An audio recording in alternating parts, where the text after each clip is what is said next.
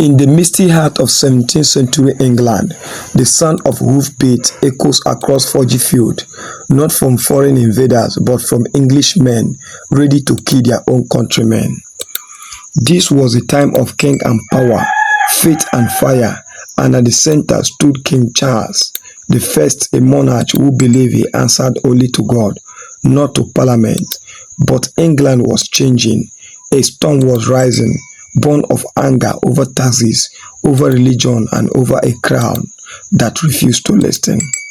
The kingdom split in two.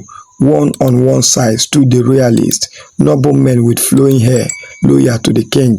On the other, the parliamentarians, stern men of plain dresses and burning conviction, led by a former town warrior named Oliver Cromwell.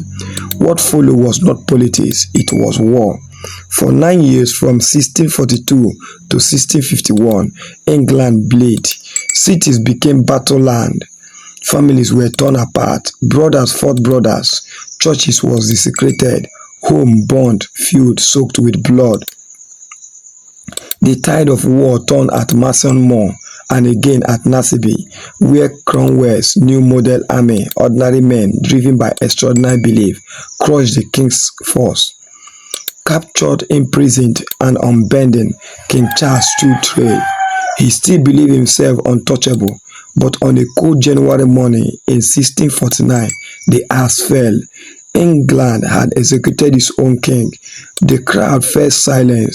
Nothing would ever be the same again. With the king dead, a republic was declared. Oliver Cromwell rose not as a servant, but as a ruler. Lord Protector of England, his rule, true born of revolution, carried his own shadow. Religious intolerance, military might, blood spilled across Ireland and Scotland in his name. And then he died.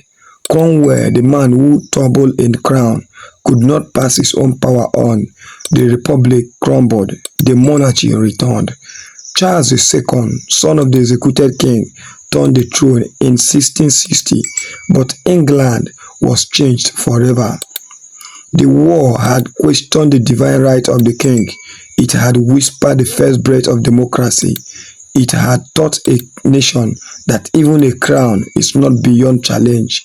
200,000 lives were lost. This was the English Civil War, the war that shattered England and forced it to rise again from the ashes.